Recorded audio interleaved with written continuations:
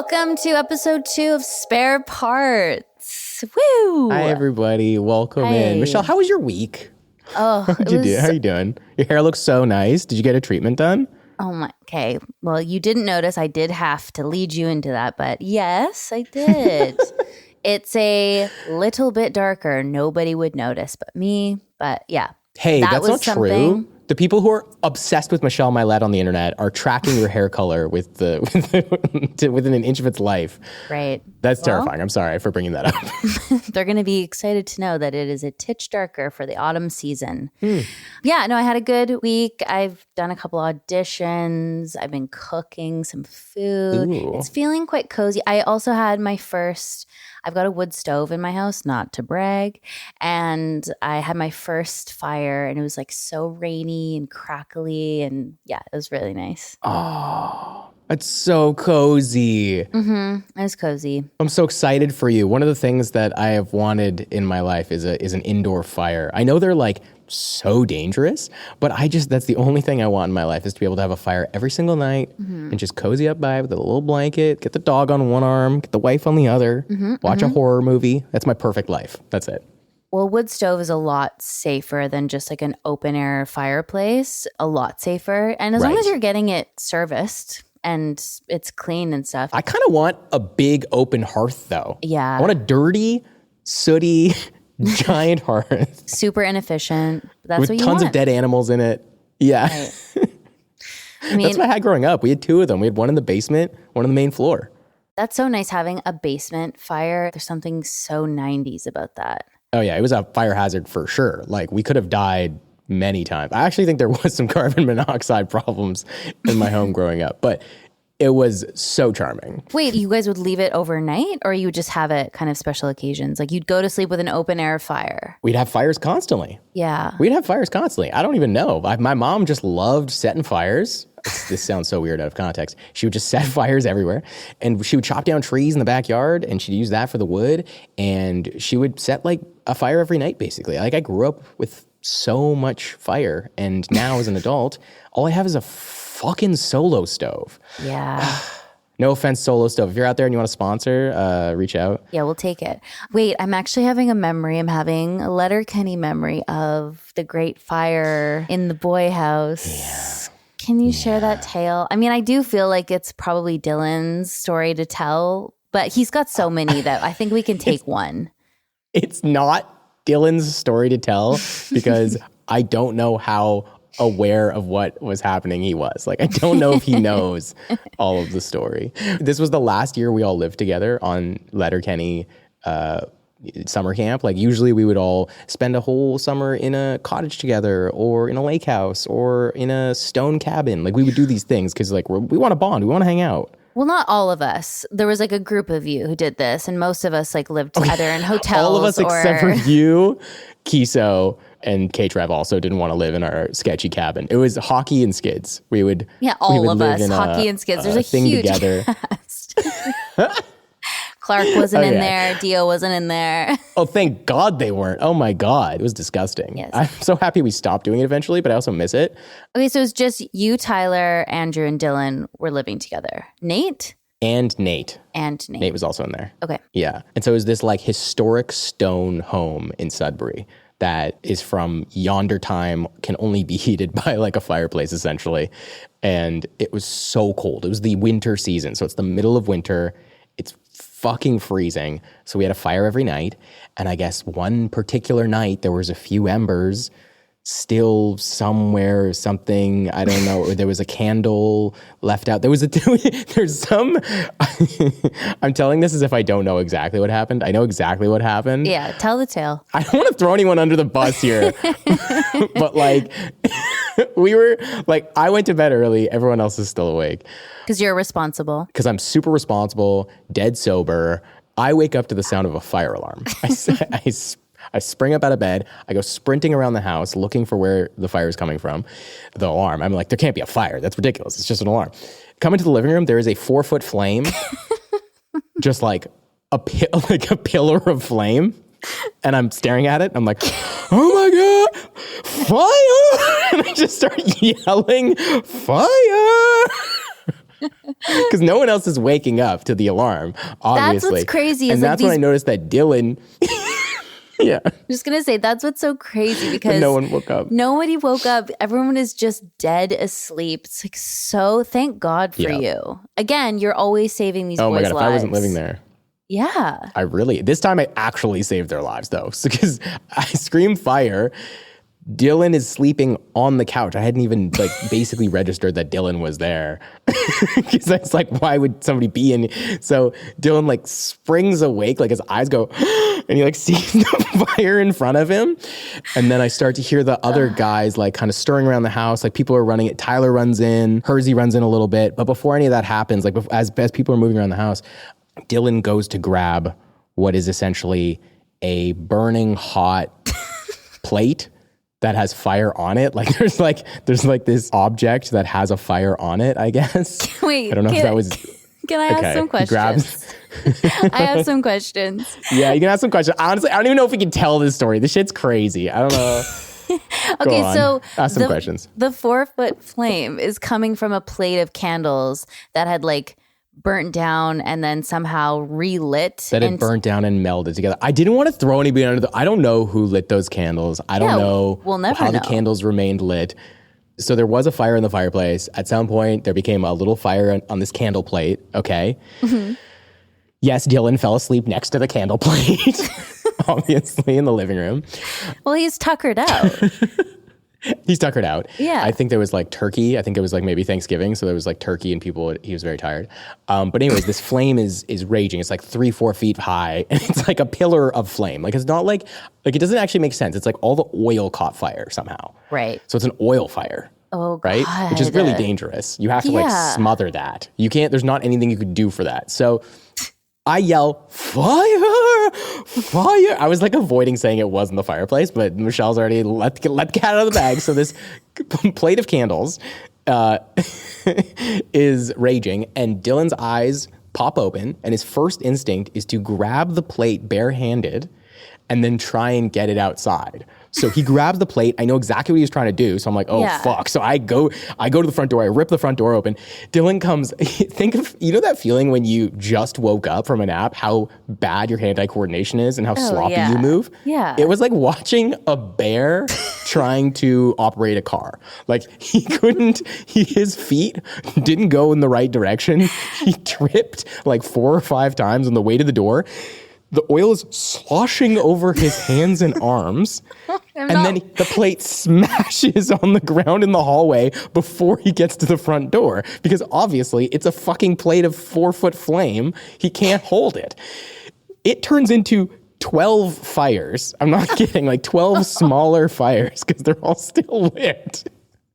We're laughing. The only reason we can laugh is because everyone survived. Everyone was fine. This is exactly when Tyler comes running into the room and there's 12 small fires in the room and Tyler's like, what's happening? Like he's so upset, but he's also very quick to rally, starts like using shoes to like pinch the tiny fire plates and like throw them out on the front lawn, which is covered in snow. So that's good. Okay, that's great. So we're like me, Dylan, and Tyler work together to get these 12 fires out onto the front lawn before it catches anything else on fire too badly. This is when things start to kind of like settle down a little bit. Like all the fires outside, the smoke alarm's still going off, but it looks like the house isn't going to burn down. Mm-hmm. That's when Hersey comes in. He's like, what's going on, you guys? Meanwhile, Hersey's bedroom is, I'm not kidding, a foot away from where this fire happened. So he was the closest person to this event. Jeez. Was not awake. Did not wake up until way after it was done. Oh, he comes in and Dylan's like, guys, my hand. Like his hand is hurting. And Andrew looks over at him and he goes, I'll just put some shea butter on it.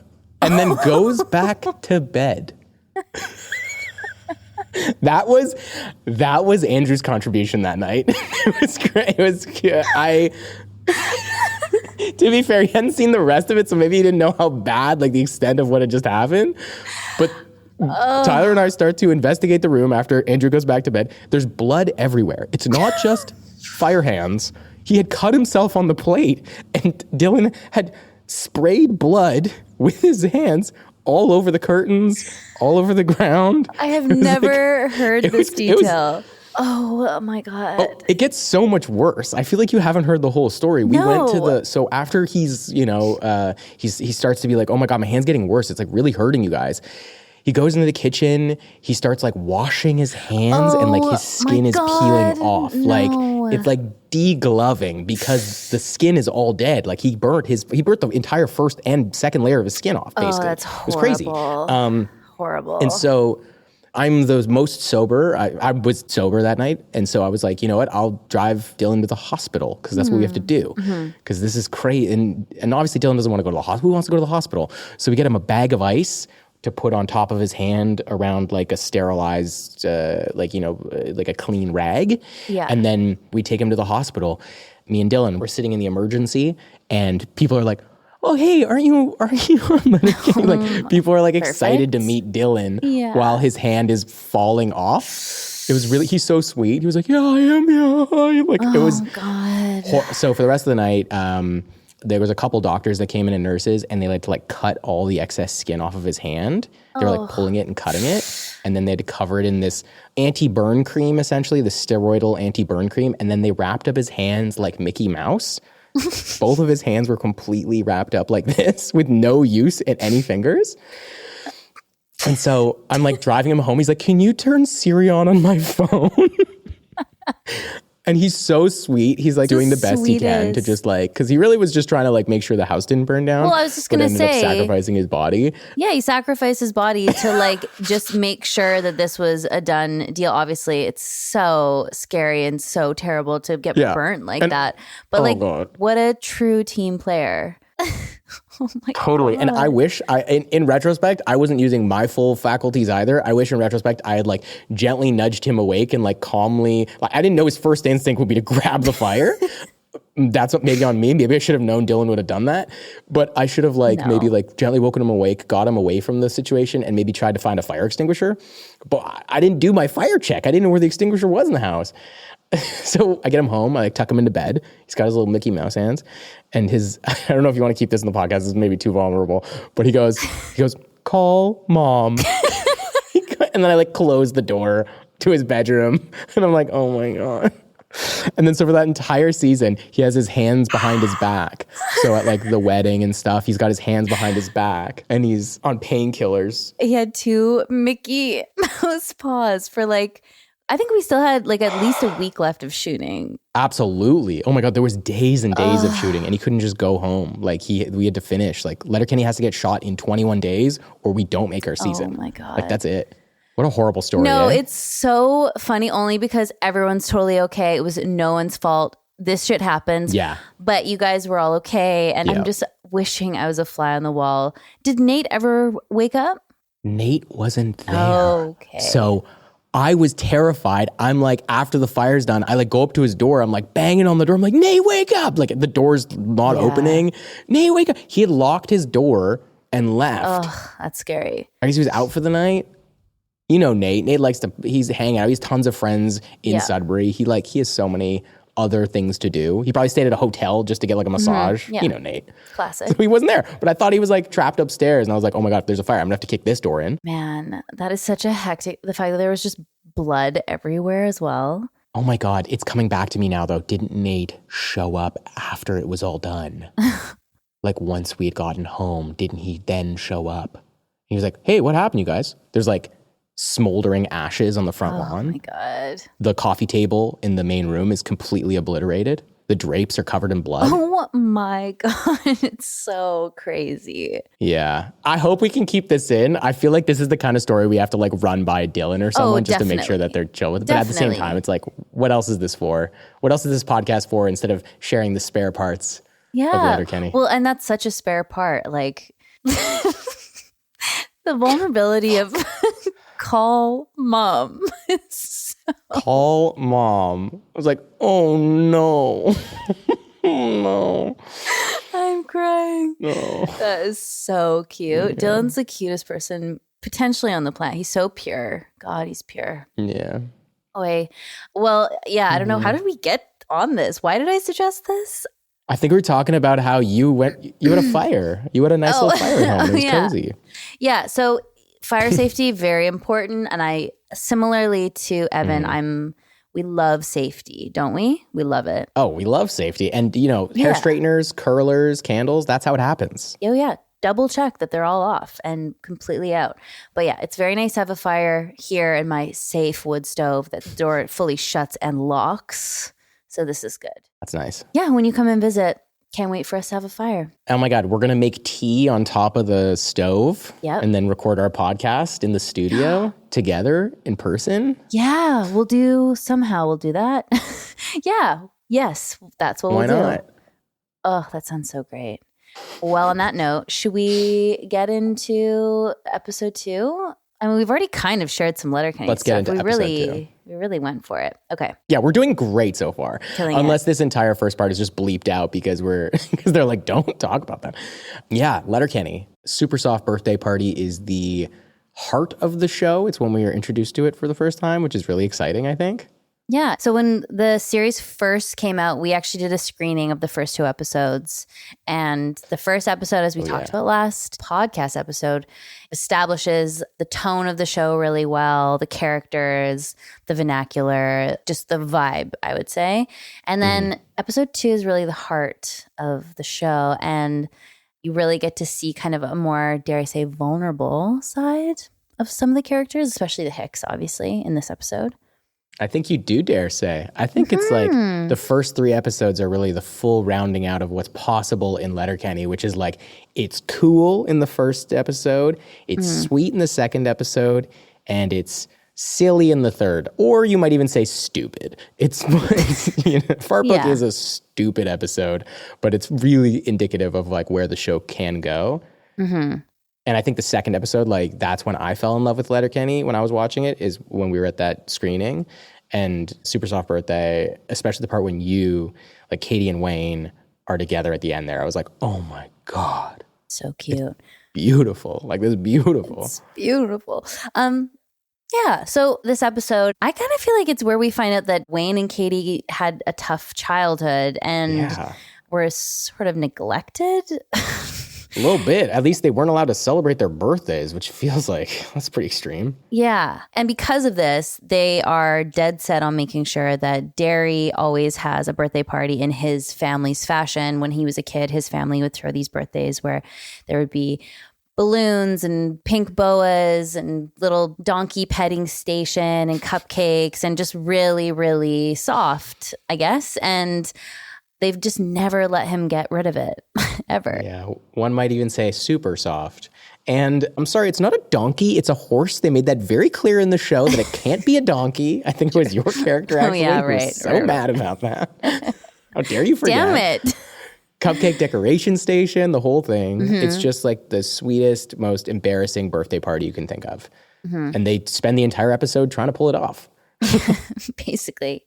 Yeah. So Katie's very much like the manager of this super soft birthday party. So she's kind of delegating tasks. So we've got the Hicks kind of doing general setup. We want to make sure that Wayne is getting the horse and not skimping on any of the details. We've got the hockey players getting all the ingredients for the drinks, all the cocktails. They obviously are unable to do so because they don't understand most things. Right.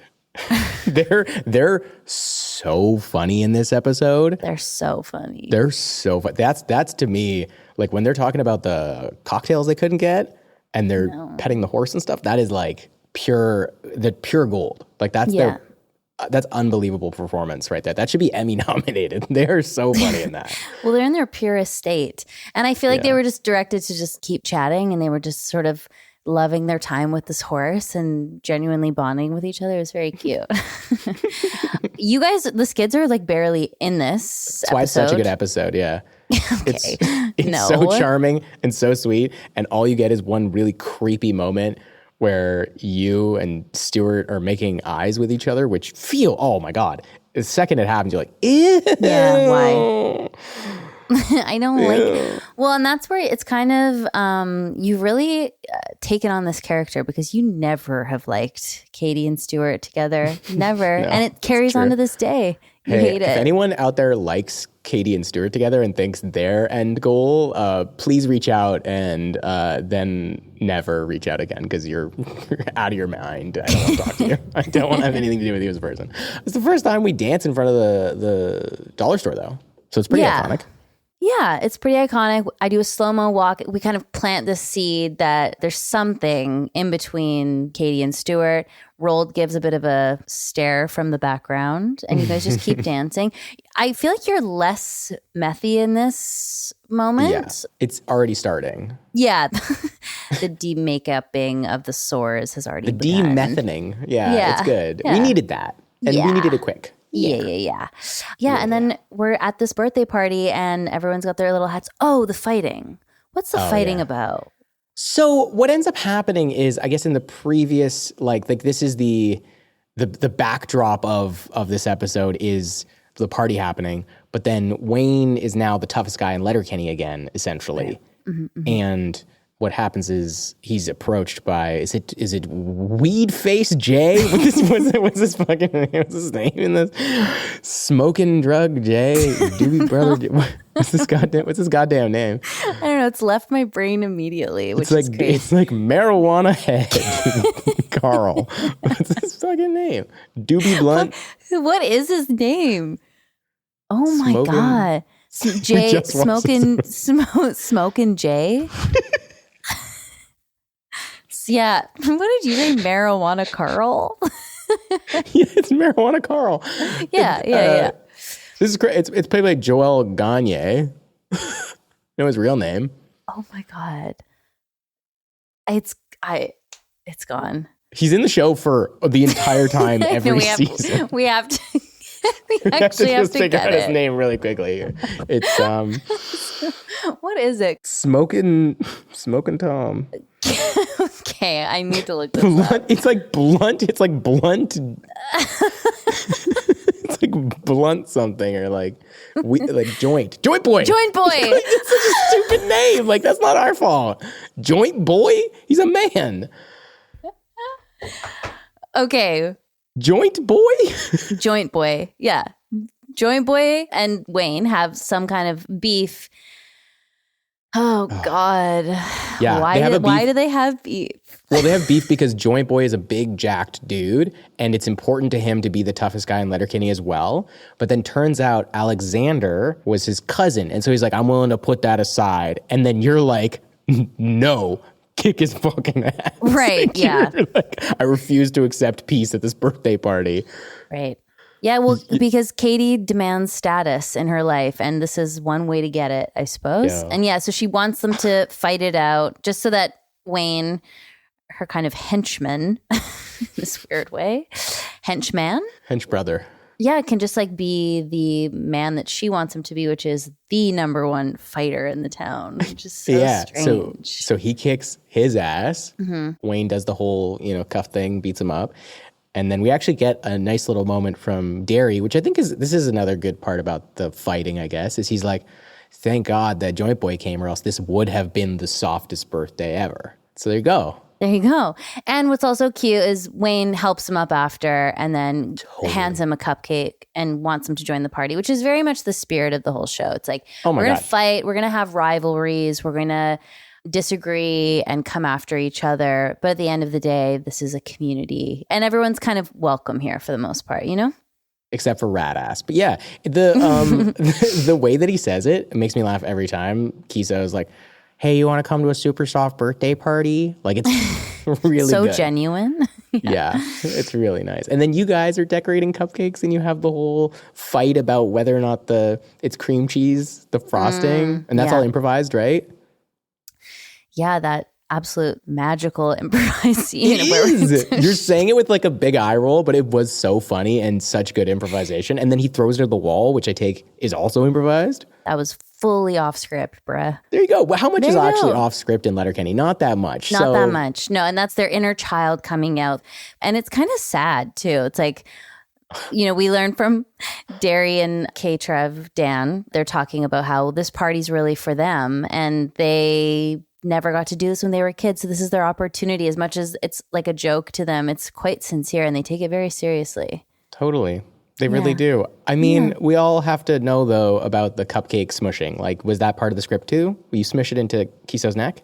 No, I think Jacob was like kind of recommending after we got everything we for sure needed to do, they're like, just have like a bit of a play fight the way kids would. So it felt very kid-like in this way of like so basic, just like smushing a cupcake into somebody and laughing. It was really funny.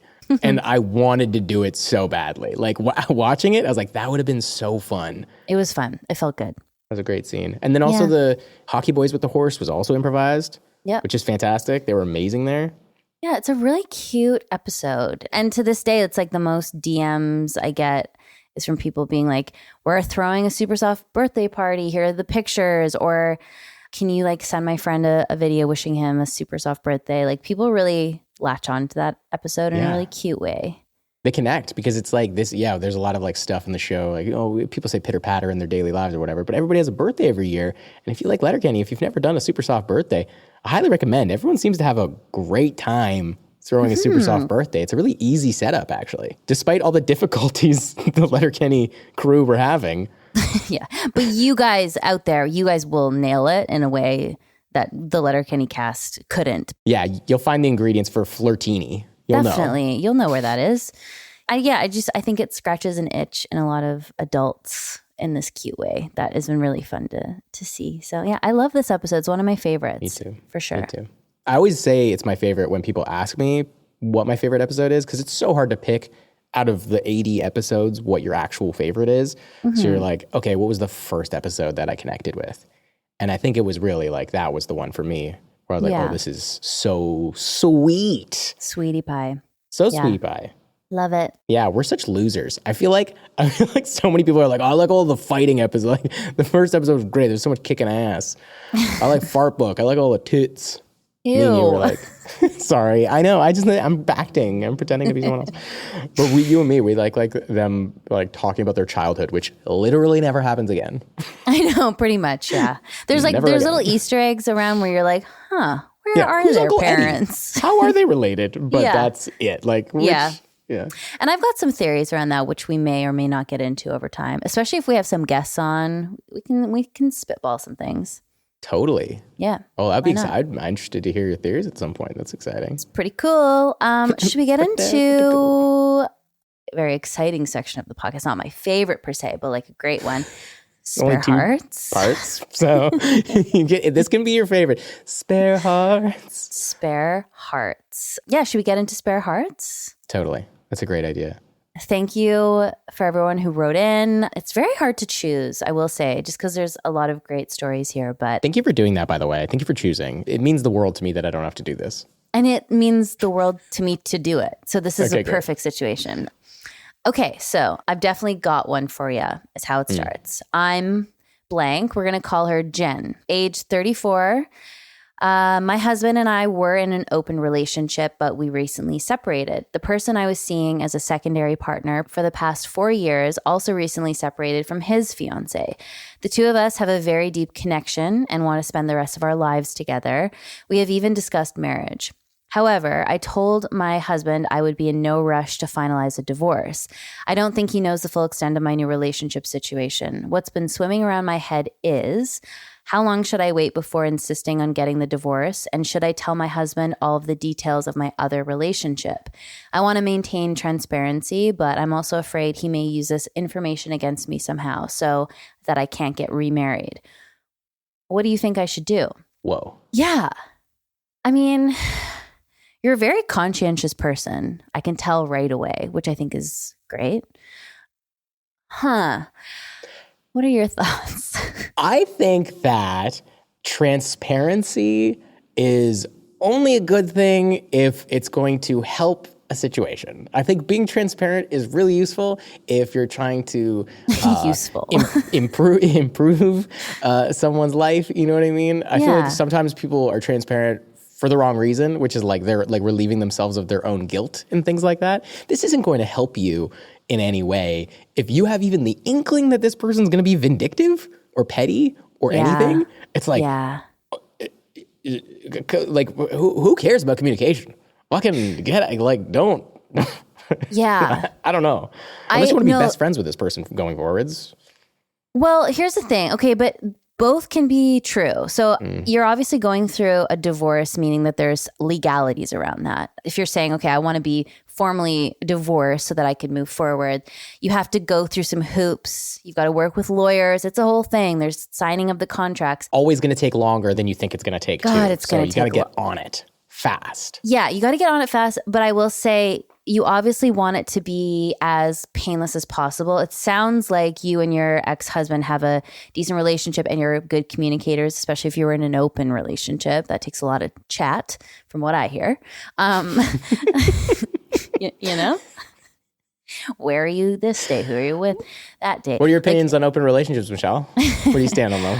Hey, whatever makes you happy. It sounds like so much work to me. I can't even imagine. It would bring so much stress into my life that I just can't take. But it works for a lot of people, and God bless.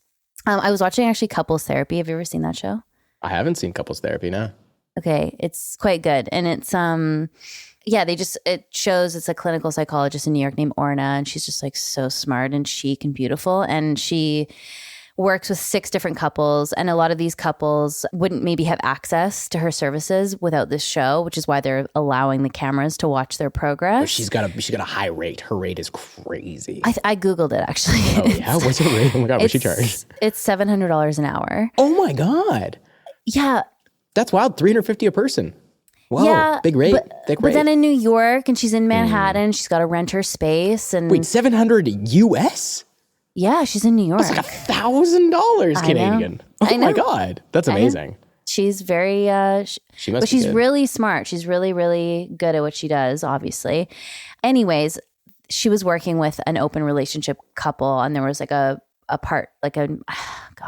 lingo. Forgive me if I get this wrong. Like a primary partner and a secondary partner. I think you're nailing it. Michelle's pretending like she's not in an open relationship right now, okay. But obviously she's using the language perfectly. Evan's being sarcastic. She's looking for a second and a third right now. If you guys are out there and you're curious. Please, God, no. But my own personal hell. But yeah, no, she's working with these, and it can be a very complex thing. It's just so many emotions to handle, and sounds exhausting. You wouldn't. No, it sounds way too much work. Oh my God. Okay. So like in a past life, Evan, before all the you hear a lot of negative stuff about open relationships, especially coming from like dudes in open relationships, and like how it's just like a vessel to basically like people I've heard a lot about guys in open relationships who aren't the best and are in them exclusively just to be kind of shitty and get away with it, and kind of like gaslight people into convincing them that they want to be in an open relationship as well. I've heard a lot about this in the last couple of years, especially. Yeah. It's been a big thing, especially because more and more people are engaging in these kinds of relationships with bad communication. Right. And so me in a past life, I'm like, the idea of multiple sexual partners, that sounds kind of fun. But then also, I've literally never done that. I've always been in a monogamous relationship. Oh my God. Even when I'm saying, I've been in a monogamous relationship since I was like 14, 2 years, every 2 years till now, and I'm married. I'm 35. Right. Yeah. So what do I know about that? Yeah. And what do I know? I'm wired very similarly, where it's so outside of my scope. But I do think monogamy can be really restricting for a lot of people, and I get wanting to find a new route. And it sounds like you, absolutely, Jen, were in some, God, I don't know, but I'm going to make the assumption, especially if you've got a good relationship relatively with your ex-husband, that you guys weren't doing the toxic thing. And maybe you were, maybe that's why you're getting divorced. I don't know. But you're here now. And what I was going to say about the legality stuff, to your point, Evan, during this time until it's settled, I would just keep your cards close. Mm-hmm. I really would. And I say that with a touch of experience, which I won't get into, but when you're dealing with lawyers and things can get incredibly volatile in a way that you didn't expect. People change when money, assets, money emotions. in your heart. It's all tough. These are the things that you never think when you're getting married. You never think, I'm going to get divorced someday. Yeah. No one thinks that, or else they wouldn't get married. It just doesn't, it's not how it works. But people change, situations change, and guess what? Now you have to get lawyers involved, which fucking sucks. It sucks. And in a dream world, both parties want it to be done amicably and quickly, but sometimes people get jealous or they change their mind over some things. You just don't know. And I just want you to protect yourself. Totally. So I would just, I understand feeling weird about not being super transparent, but it is your life now. And he doesn't have the right to really know about your personal relation or your romantic relationships, especially. Like that's not really on the table for him yet. Maybe after some time has passes and you guys are friends and it's platonic again, then God bless. But like right now, You've hit God a couple times with the damn it. May God bless this union that is divorcing. He loves that. He loves when people get divorces in particular. He also loves open relationships. He loves open relationships, from what I've heard. You know what would be cheaper than hiring lawyers though is talking to Orna for 1,000 Canadian an hour. Like honestly, if she can solve your relationship and you keep it together, it's cheaper than hiring lawyers. They're so expensive. But Jen isn't saying that she wants. Oh no, this is just for everybody else out there. Oh, okay. I was like, well. hire a couples counselor. It's probably useful. They only cost like probably more like in the 300 range is my guess. Yeah. In normal circumstances, if they're not on Netflix, if they're not getting a deal. Yeah. But for this particular, I would say just keep your details to yourself. That's what my gut's saying. Your gut is correct, Michelle. What a beautiful, smart gut you have. Perfect flora. Much. Ew. Yeah. Sorry. Jesus. Sorry. What's that? That's the tummy bacteria? Yeah, it's your tummy bacteria. Yeah. It's a good gut. You got good gut health. Hey, cool. Yeah.